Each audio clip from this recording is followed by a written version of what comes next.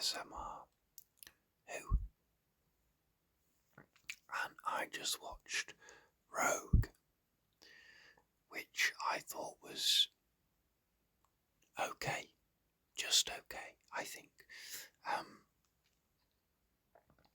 As per usual, I have no idea what the general consensus is, what other people thought about this episode. I can imagine that there's going to be a lot of discussion about this one, and I'm going to kind of leave that for the moment. I'm going to skirt around that major sort of topic initially, because when this started, for me it felt like a real classic bog standard, like RTD1 era episode, and I mean that in a good way, actually. I think, something about the thing about this series, this season so far, is that,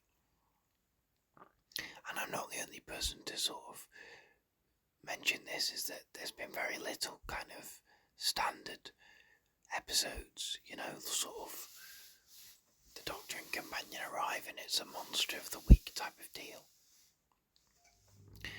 None of the episodes in this season have really been like that. I suppose Space Babies maybe, but that's a sort of Companion's first trip in the TARDIS, and then Devil's Chord is, you've got Maestro and you've got all the musical stuff. Boom is a very it's like a bottle episode about a specific concept. 73 Yards is unlike any episode. It's Dr. Light follows the Companion. Dot and Bubble follows an entirely different character, and that ends in his own, a whole really unusual way for the show, which also, I'm not going to talk too much about Dot and Bubble in this, but I think I'm going to do a whole series overview when the series is done as well. But I did want to mention that I'm kind of embarrassed by my reaction to Dot and Bubble, because I don't think in that video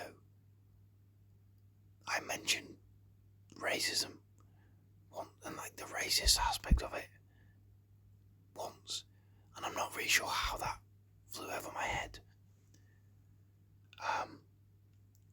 But my point being that, so far in the series we've not had a normal episode, and when this started it really felt like that, I think, and it would have been like that were it not for all the stuff with the character of Rogue.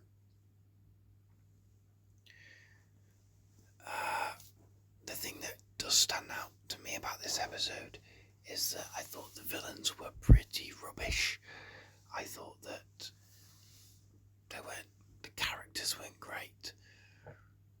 I thought that the prosthetics looked a bit naff and a bit silly. I thought the whole concept of like cosplaying scenarios and stuff was weird and a bit silly, and I don't think that quite fit personally. So yeah, the whole aspect, very little with the villains really worked for me.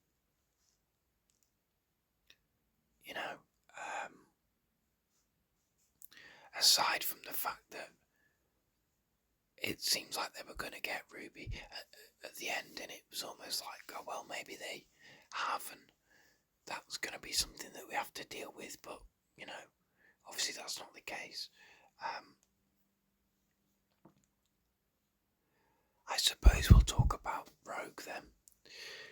I thought Jonathan Groff was decent. Not amazing, but I thought he was decent.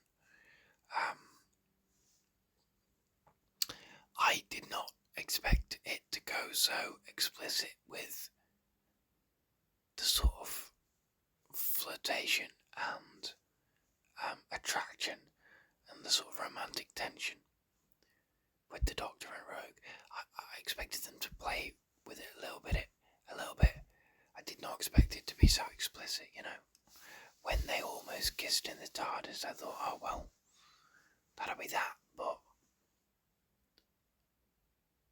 when they actually, I was not expecting a full-on genuine kiss at the end.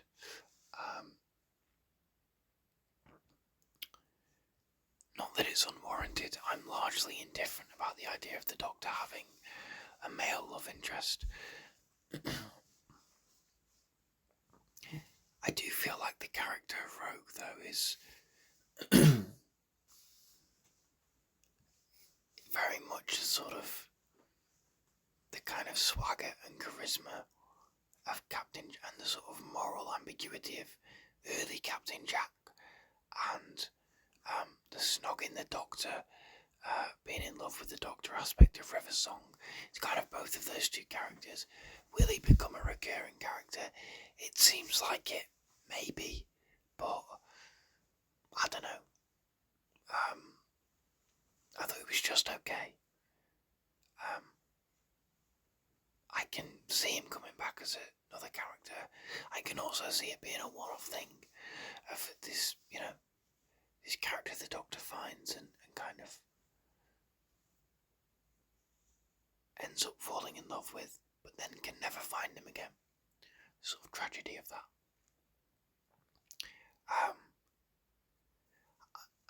As I say, I'm sure the internet will have a field day with this.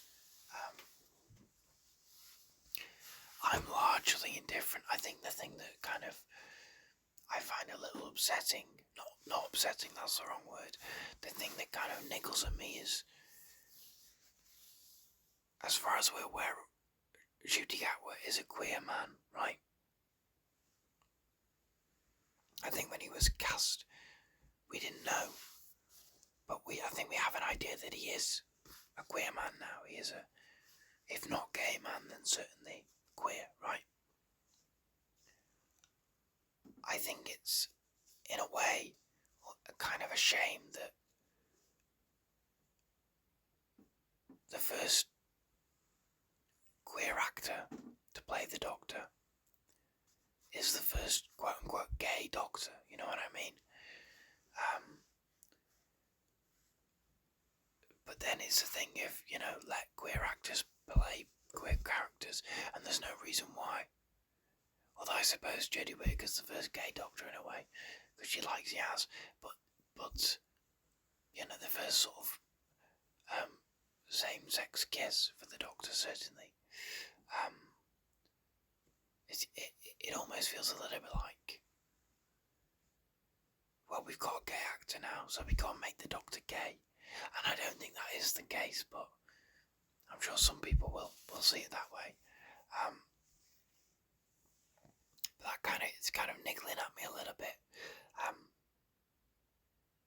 What I will say about this, because I thought it was okay, I don't love the setting. I didn't feel like we really explored the setting much. But I felt... The other thing about this is that I felt it was quite predictable. As I say, there was a brief moment where it's like, maybe they have killed Ruby, but obviously they haven't. I think when they all come out for the wedding and all of the rest of them look like aliens and she still looks like her, and it's like, oh right, well, that was the real Ruby then, isn't it? I thought that was quite predictable. I thought the fact that, when they all got trapped in and it was like, oh well, there's 6 of them in the thing now, and you've got to send it, but how are they going to sort it with Ruby being in the thing? Well, obviously Rogue is going to jump in and sacrifice himself. There's this whole thing earlier on about Rogue and the Doctor possibly being like travelling with each other, which obviously isn't going to happen. So it's a case of, well, how are they going to get rid of him by the end of the story? I just felt the whole conclusion was quite predictable. Couple that with the fact that I didn't think the actual plot of it was much cop. I didn't think that the villains were particularly interesting. I didn't feel like Ruby got all that much to do. She got some good scenes, but overall not loads to do. So I thought it was just okay because I think Judy had good stuff, and I think the dynamic between the Doctor and Rogue was enjoyable, was fun. But I thought the actual plot of this was kind of, underwhelming. I felt, which was a shame. It's a shame to feel like that about the only story that's written by guest writers in this season. But I'd certainly be down to get another script from Kate Herron and Bryony Redman, and see what they do next. What else they can come up with for the show. It's the kind of show where you can't write off a writer. You can't write off someone based on one story, because every story's different. So I'd certainly be open to seeing them again, but seeing them write for the show again. But I also wouldn't be devastated if they didn't, based on this episode. I thought it was just fine. And just, I don't really have all that much to say, despite all the I'm sure all the fervour and conversation that will be had around, the homosexuality of it all.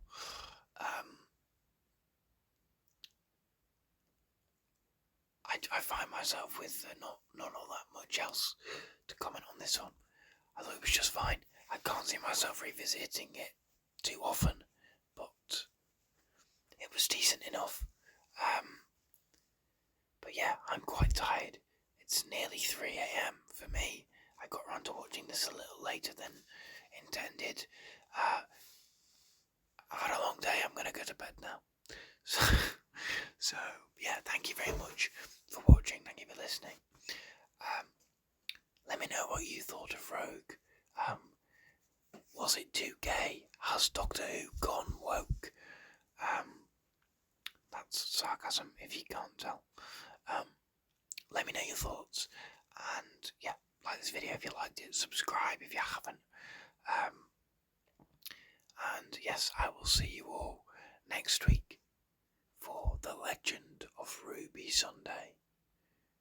Thank you, and goodbye.